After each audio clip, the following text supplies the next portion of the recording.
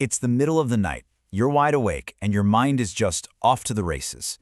You're thinking about every mistake you've ever made, that giant to-do list for tomorrow, every single thing that could possibly go wrong. Sound familiar? Yeah, you are definitely not alone. It's one of those things that feels so personal, but it's incredibly common.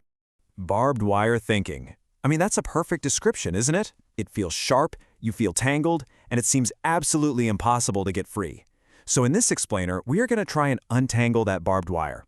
We're going to figure out exactly why our minds love to build these thorny traps for us in the dead of night. So what is actually going on here? Well, you can think of it like a puzzle. There are a few key pieces that have to click together. We're going to look at the clues, starting with what's happening inside our bodies and our brains that makes 3 a.m., the prime time for worry. All right, our first clue is all about biology. It turns out the middle of the night isn't just some random time. It's actually a huge turning point in our sleep cycle, and it creates the absolute perfect conditions for us to wake up and, well, worry. So check this out. It's like a biological changing of the guard is happening. Your sleep hormone, melatonin, it's already peaked and it's starting to fade. At the same time, your body is already starting to prep for the morning by raising your core temperature and releasing cortisol, which you probably know as the stress hormone. You're caught in this transitional state, somewhere between deep sleep and being awake, which makes you super vulnerable to being woken up. Okay, so our bodies are basically primed to wake up. What about our brains? Well, when the outside world finally goes quiet, that's when an internal narrator steps up and grabs the microphone. And that narrator has a name. It's your default mode network, or DMN for short. Think of it as your brain's storyteller. It's the part that's humming along when you're daydreaming, when your mind is wandering, when you're thinking about the past or making plans for the future. It's constantly building the story of, well, you. Now, think about it. At 3 a.m., there are no emails to check, no one to talk to, no shows to watch. Your default mode network has a completely captive audience, you. And with zero distractions, it tends to zoom in on the most personal, most emotionally charged stuff it can find, your past regrets, your fears about the future, your deepest insecurities. And let's be clear, this isn't productive problem solving. There's actually a scientific name for this kind of thinking, perservative cognition. It's just a fancy way of saying you're stuck in a loop, replaying negative thoughts over and over again. This isn't your brain trying to fix anything, it's more like a broken record that triggers a stress response, keeping you wide awake and anxious. So now all the clues are starting to fit together, right? Your biology makes you vulnerable, your brain's storyteller starts spinning these negative tales, and your thought patterns get stuck on repeat. And all of this creates a really powerful, self-perpetuating loop that is incredibly hard to break. It all kicks off with just one single anxious thought. Maybe it's about that awkward thing you said yesterday, or a big deadline coming up.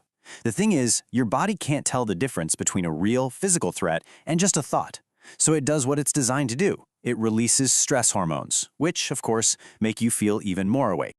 So now you're on high alert, and your brain starts actively scanning for any evidence to confirm your fears. You suddenly become hyper-aware of every little sound, the feeling of your own heartbeat, or just the simple fact that your eyes are wide open in the dark.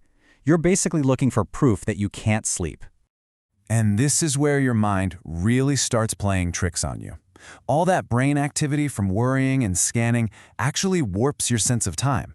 Minutes start to feel like hours. You convince yourself you've been lying awake all night, even if you've actually had a few solid hours of sleep already.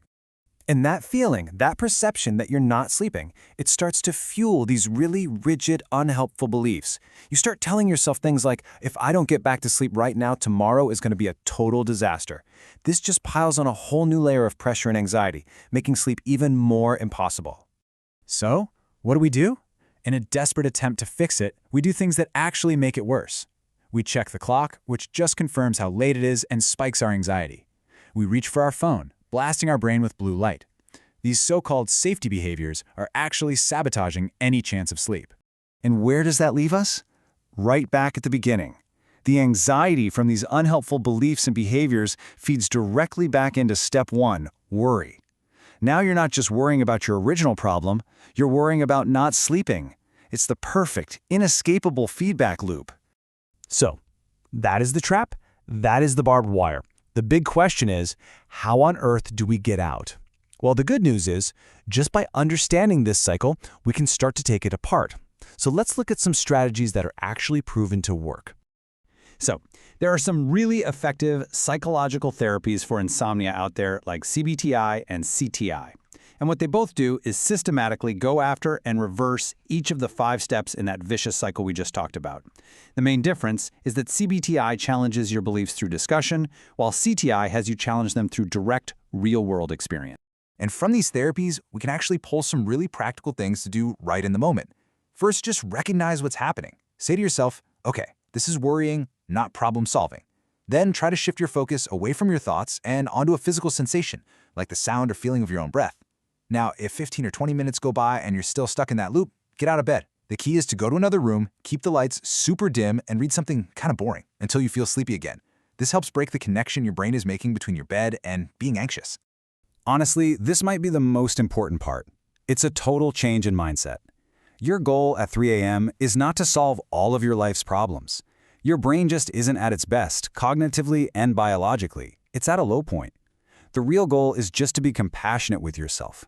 Acknowledge that you're in a vulnerable state and just do one simple thing to take care of yourself. And this quote just nails it, doesn't it? This is the most important lesson, really. Learning to spot the difference between productive thought, problem solving, and its evil twin, worry. It's key. Problem solving actually moves you forward. Worry just spins you in circles, getting you more and more tangled up in that barbed wire.